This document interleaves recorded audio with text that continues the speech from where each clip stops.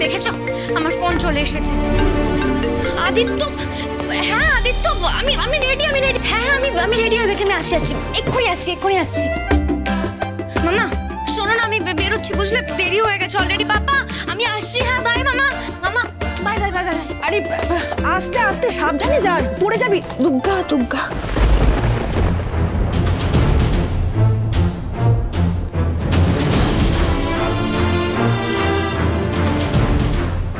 এতদিন পর আবার এটা বেরিয়ে এলো।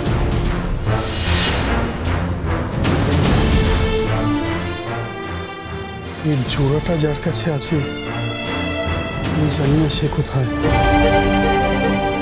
কিন্তু সেদিন স্কুলের অনুষ্ঠানে ওরা দুজন যেভাবে দুজনকে আঁকড়ে ধরেছিল,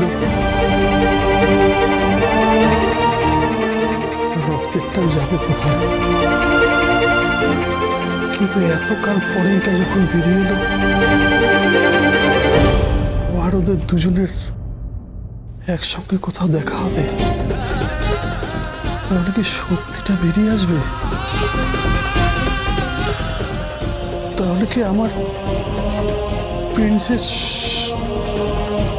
সব জেনে যাবে যে আমরা ওর বাবা মা নই?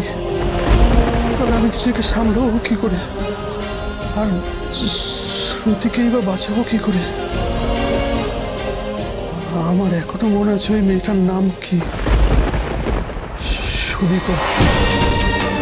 কিন্তু আমি জানি না যে ও কোথায় আছে, আমি জানি না।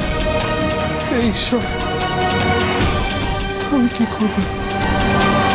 খাওয়ার আগে এটা দিনে 3 বার মনে করে খাবে। ধরো তাহলে এই কটাই খাবো, তাই তো? হ্যাঁ এই কটাই। কালকে আসবি তো আবার? কেন কালকে আসতে হবে কেন? আমি তো তোমাদের সব বুঝিয়ে বলে দিলাম, আবার কেন? না তুই আসিস, নাহলে আবার খেতে ভুলে যাব। দাঁড়াও দেখাচ্ছি তোমাদের মজা। এই তোরা কিন্তু বিকেলে ডান্সের ক্লাসে আসছিস, ঠিক আছে? মনে থাকে জানো।